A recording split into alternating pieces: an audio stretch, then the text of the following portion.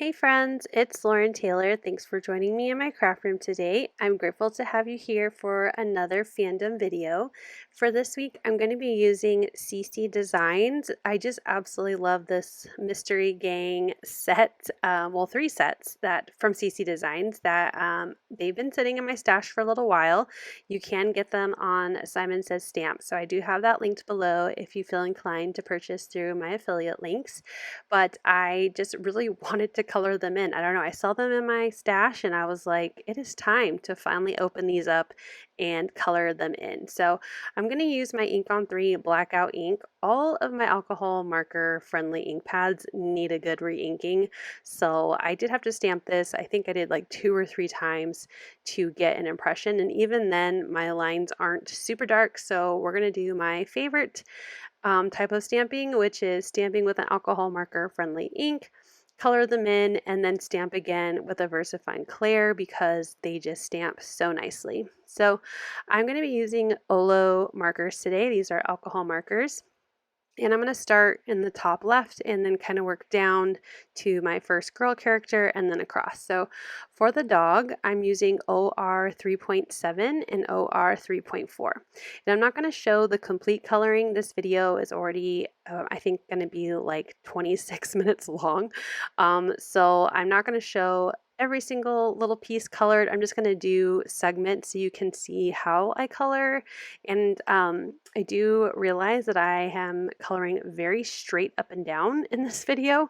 So I'm sorry if you can't see totally well. For a lot of my coloring, I try to color at more of an angle, but I did not succeed in this video today. But I'm just going to color in my pup with this 2-color combination for all of his brown fur.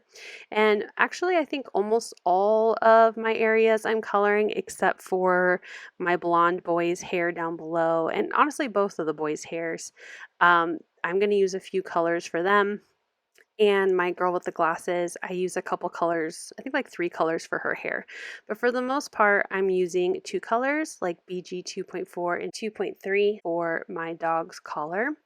There is a little bit of gold on his collar, so I brought in a yellow for that. Y 2.3 and then RG7 and RG6 for the black on the dog, so his nose as well as the bottom of his back paws. For his tongue, I'm starting with R0.3 and then I'm going to use R0.2 to give that like kind of peachy pink tongue, and I also did that for his ears. For the little boy that's holding him, I guess in the original cartoon they're not little kids, but these drawings make me think of little kids, which I think just makes them that much cuter. So his hair is kind of a brownishy blonde color. So at first I started with OR 4.4 as the darkest tone and then OR 4.2 as the lighter one. And as I finish, it definitely gives that like softer blonde brown hair. But the more I looked at his picture, I realized his hair is a lot more kind of orangey. So I'm bringing in YO 2.2 to see how that looks, and it lost some of its dimension. So I tried bringing in a little more shadow with the YO 2.3. For his skin tone, I'm using OR 4.2 as the darkest shadow. So for all of their faces, I add the darkest parts of their skin kind of under their hair, their ears, where their bridge of their nose is, and then I go in with the lighter color. So for him, I'm using OR 1.1 and fully color in the rest of the face, making sure to leave the whites of their eyes. So just kind of trying to keep those eyes nice and bright. Now he also has his tongue sticking out, so I use the same color combination and then use R0.2 to add some pink cheeks. He has a kind of a lime green shirt on, so I'm using YG 2.5 as the shadow and YG 2.3 to color in his shirt. And then his pants are kind of a reddishy brown color, so I thought I would try O 2.7 and O 2.5 to color them in. I don't think it hits it perfectly, but it's still a good combination. I think still gives that kind of a reddishy brown color for the pants. I didn't want it to match, obviously, the dog. I think these 2 different shades of brown next to each other, it shows the difference in that his pants are a little bit more red. He wears dark gray or black shoes, so I'm using CG9 and CG7, doing more of a cool gray for shoes. I tend to grab warm gray colors for animals, so like the dog's nose, and then cool gray colors for inanimate objects like shoes. So that finishes the first image. I'm moving down to my little girl with glasses, and I don't think I'm loving her hair color combination. I might try something different next time, but she definitely has kind of a auburn brown, like a reddishy brown color hair. So I started with O 2.7 thinking that would give me the brown shadow that I want. And then I have OR 2.6 to be more of the red color. But as I color them, I think the OR 2.6 is too red and not brown enough. So you'll see I completed the shadow for her hair, and then I start bringing in the OR 2.6, and I am like full of immediate regret. But it's okay. I just add a little bit. I'd only do it on the bottom. I don't even do it on the top. And then I brought in O 2.5 and completely colored in her hair, and I felt a little better about it. It's still, like I said, I don't think the perfect color combination, but it's good enough, and I think it still gives that reddishy brown color that I was trying to go for, but still looking to figure out the right Olo marker combination for that. For her skin tone, I'm bringing in OR 2.2 and OR 4.2. I wanted her to look a little more tanner than my first character, just to have a little bit of culture in these characters. They are notoriously pale, white-skinned folk, so trying to just add a little bit of tan into my characters. I'm using orange for her sweater and her tall socks. So O 2.4 will be the darkest color, and then I'll bring in O 2.2 for the lighter color. And I really tried to bring in more dimension to her sweater with this dark color, try to show some of the folds. I mean, the drawing has great dimension in it already, but wanted to just try to bring more of that in with my coloring. So you can see in my sweater, especially around the waist, I tried to create a little bit more shadow where there would be kind of a crease in her sweater. So after I finish with the oranges, I'm going to bring in some red colors. Her skirt and shoes are kind of more on the maroon side. So I'm going to pick some R's that I think look nice, which is R1.7 and R1.5. I think this color combination is pretty spot on, and I wonder if I should have done her hair in this color combination, gone more of just the straight red than a red orange or like a red brown. But that's okay. You know, her hair is different than the skirt and shoes. So overall, I think she turned out really cute, even if her hair color wasn't what I pictured. I still think it was a decent color combo, and she looks really cute when she's done. So I'm going to finish coloring her in. I'll remember to do blue for her eyeglasses in just a moment. I do forget to put cheeks on her until later, but my cheeks are all the same color for all my characters that are 0.2. It just adds a very pale pink. You can see in my first character at the top that he has like not obvious cheeks, but a nice pale pink. So for her glasses, I'm bringing in B 2.2 and B 2.0. So I use the 2.2 to a lot of twos in that sentence, to create a little bit of dimension on the edge of the glasses, and then completely covered her glasses in with the lighter blue. They are very blue in the show, the original cartoon, so wanted to give that same effect. Now for this boy's hair, I went real yellow blonde, and I started with Y1.2, and it just wasn't dark enough. I felt like you didn't really get a lot of depth in the hair, and it just was going to be very pale yellow. So I brought in Y2.2. That didn't feel dark enough. So now I'm going to bring in Y2.3, and I felt like that really gave a better yellow shadow. I still am going to use that really light color as originally planned, Y1.1, to color in the rest of the hair, but I am glad I brought in those darker colors. I'm going to bring in Y1.2 one more time to really try to blend out that shadow. For this guy, his skin color combo is OR 4.2 as the darker shadow, and then I'm going to bring in OR 1.1, I believe, for the lighter one. Oh, nope, just kidding. OR 2.0, a little bit more pinky than peachy color for him. I tried to mix up my color combinations so they don't all look the same color, skin tone color, but yes, anyway, so after I finish coloring him in, I'll remember the cheeks for my girl, so I'll just do that real quick. I'm going to wait until his skin dries a little bit more, the alcohol kind of evaporates a bit, and then I'll bring in the rosiness for his cheeks. The color combination for his little ascot is the same as my girl's sweater next to him. Now he wears like a blue collared shirt. I kind of forgot about that until I'm done with the white sweater that he wears over the blue collar shirt. And since it's white, I'm just bringing in CG0 and my blender to just give a little bit of shadow, but still leave that to be a white sweater. For the collar and his pants, I'm using B2.6 and B2.4 to color those in. And then he actually wears like a brown kind of khaki looking shoe. I don't know. So I'm using YO 2.5 as the darker tone and YO 2.3. So it has like that yellowy brown shoe. And again, adding some cheeks to him. For my final girl, her hair is the same color as the sweater. At least that's what I was going for. So again, O2.4 and O2.2. Her skin tone is OR 2.2 and OR 1.1, if I'm remembering. I think I did the same color combination for her as I did my little boy holding the dog. And I'm doing her face and her hands and her legs. Oh no, I brought in 3 colors for her. OR 4.2 is the mid-tone, and then OR 2.0 is the light. So never mind, I did all different skin tones for all of them. After I'm done coloring those in, I'm going to move on to the dress. So I'm going to use some V's, some violets for this. Now she has a dark and light purple kind of stripe dress. So I'm using V2.7 to be the darkest tone, and then V2.6 to color in the darker part of her dress. I'm going to use the same V color, so the same color, just different shade, to be the lighter purple for her shoes, her dress, and her headband. So the darker tone for that is V2.4 and the lighter is V2.3.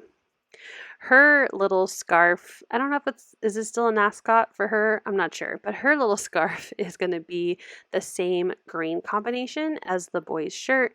So I still have those colors ready to go. And then I'm going to add cheeks for her as well. So while I'm finishing that up, I will take my white gel pen when I'm all done. I don't show it, but I'm going to go through. You can kind of see where I went out of the lines, especially my first girl's hair, right there in the upper right side of her hair. So I'm going to bring in my white gel pen and just add some highlight, like white gel, where I go out of the lines, just so I can, clean up the edges a little bit. So that's going to finish off my coloring. So let's put my paper right back in my MISTI. I didn't move the stamps. To be honest, I didn't even clean them. So I'm going to now bring in my VersaFine Clair and Nocturne, and I'm going to ink up those stamps and stamp it very carefully at first. Make sure it's lining up. Such a bummer. I've done it before. I love doing this because it gives my images a nice, clean, crisp edge, but if it doesn't line up perfectly, it's a risk that you have to take. So I'll go ahead and clean off my stamps, put them away, and then I'm going to run this through my scan and cut. And I've cut out all of my cute images. I absolutely love all of them together. They make a really great lineup. So I'm going to use that lineup as my inspiration for putting my card together. So I'm going to make a mini slimline card using dies from Popsiclesticks. I have the mini slimline scalloped frame dies, so I'm going to use that big frame from that set. And then I have the mini slimline stitched layer dies, and I'm going to use the largest and the smallest. There's 3 sizes, so the larger and the smaller one to do some layering. And then later on, I'll bring one of the banner dies from this die set as well. I keep them both together in one package. I was gifted these from Popsiclesticks, so I don't have like formal packaging for them. So I keep them all together because I use them a lot, both of these sets together all the time. For the largest mini slimline, I'm going to use paper bag cardstock, so I set that aside. For the scallop layer, I'm going to use some orange sparkle cardstock from the Autumn collection from Fawn. And then the smallest mini Slimline I'm cutting out of mixed media cardstock because I'm going to do some stenciling and a teeny tiny bit of mixed media. So I like using mixed media cardstock for ink blending, but you can, if you're replicating this card, use your favorite cardstock for ink blending. So I'll go ahead, I've done my die cutting, so let me get these dies set aside. The paper bag and the scallop are going to be just fine on their own, but I do want to give the look of the mystery vehicle that they ride in. So I'm using one of the Hillside stencils from Fawn, and I'm just using some repositionable tape to put the stencil on one side of my mini Slimline, and I'm going to ink blend on some distress oxides. So first I'm doing Twisted Citron, and I'm using my Trinity Stamps blending brushes. They are my favorite. I have a set for oxides and a set for dye-based inks. So the little gray sticker on top lets me know that they are my oxides. So after I added on Twisted Citron, I'm going to add a little bit of shadow just to give this background some dimension of Mowed Lawn. I think those two colors complement each other fairly well. After that, I will move the stencil to the other side. I just slid it over, put some tape again, and I left a teeny tiny bit of that green poking through. So that way, when I ink blend on my next color on the other side, which is Salvage Patina first, it will overlap a little bit and you won't get a white line in between the two colors. Once I have the Salvage Patina down, I'm going to put on a little bit of peacock feathers, and I'm going to go around the edge this time, not the stencil. So I'm doing around the left and right and bottom edges of this background. I apologize for being shaky. I am an aggressive ink blender, so I tend to go to town when I ink blend. But that's how it turned out. I really like it. It definitely has the look of the side of their vehicle. So then I wanted to add some orange flowers. So I'm going to cover up around one of the flowers. I just want one on the left and one on the right. And I'm going to bring in Carved Pumpkin Distress Oxide. I'm just going to use my Dome Foam blender to kind of pat in that color through the flower stencil. This is the Spring Flowers Layered Stencils from scrapbook.com. So I'm just starting with the flower first. And I'm again putting one on the left and one on the right and just tapping in that color. What I like about oxides is that they kind of sit on top of each other. So I can put orange on top of blue and green and you can still very much see orange. Now I wanted to add centers of my flowers, but I wanted a tone-on-tone look, so I'm going to bring in some lunar paste. This is the color Guppy. It's from Ranger and Simon Hurley. And I'm going to add this through the center, or the little circle, which is the center of the flower. So I'm grabbing just a little bit of that paste, and I put the mint tape around this opening as well to add the lunar paste through the hole, which will be like the center of the flower. So I did the one on the right first, and then I was having trouble lining it up again because I couldn't see through it because of the lunar paste. So I'm going to be very daring, and luckily it works out okay. I didn't use any mint tape. As you can see, I got real close to the edge of my stencil, but it ends up being okay. And I added some more paste through this second hole for my other flower, and they turned out really good. I was really grateful. I went ahead and washed everything off and put those away, and I'm going to move on to my sentiment while those flowers dry. So for my stamped images, I used the Scoob or Best Buds stamp set for the boy and the dog, and then I have my other three characters from the gang stamp set, but I really like the sentiments from Finding Clues. So while I am only using images from two of the sets, my sentiment is from the third one. And I die cut a piece of that paper bag cardstock with one of the banner dies from the mini Slimline stitch layer dies from Popsiclesticks. And I'm going to stamp "We Solved the Mystery, ... And at first I really wanted the orange. I don't know why I thought the orange would stamp nicely on the craft cardstock, but as you'll see here, you won't really be able to read it. I feel like you can kind of read it, but also you can't read it. So I brought back in the Nocturne ink, and I'm going to do my best to line it up. I should have used my Misty. This would have solved the issue, but I stamp it again in the black ink, and I don't get it lined up perfectly, but honestly it's not bad, so I kept it. After that, I am going to get my card base ready because I have all of my elements ready to go. So I have a base that measures 6.5 by 3.5. You can see me double checking real quick what it needed to be. I die cut it out of some sturdy white cardstock. I'm making sure my edges of my card line up together, and then I have my scoring tool from Trinity that I love so much to really help fold the fold of the card. So before I start layering all of the, all the things together on the front of the card, I'm going to stamp the second half of my sentiment, which is the "You're the best" with a little exclamation point on there. And I'm going to go ahead and grab that Nocturne ink again. I probably could have done orange here and it would have been fine, but we're just going to go with the black ink.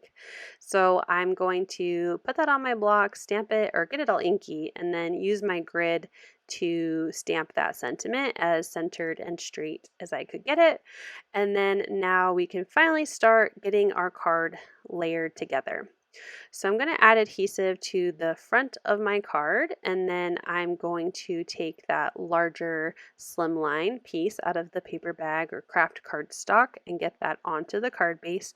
I always like to start in one corner of the scored side just in case my card base wasn't exact as my die cut piece. I can trim off anything that goes past the edge of that die cut background.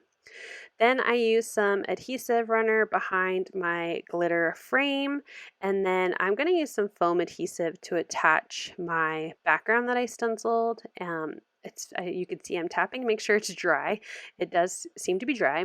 So I'm going to grab some foam adhesive and I'm going to place it kind of like on the inside of that opening that die cuts from the mini Slimline scalloped frame. I'll go ahead and add a few rows of the foam adhesive.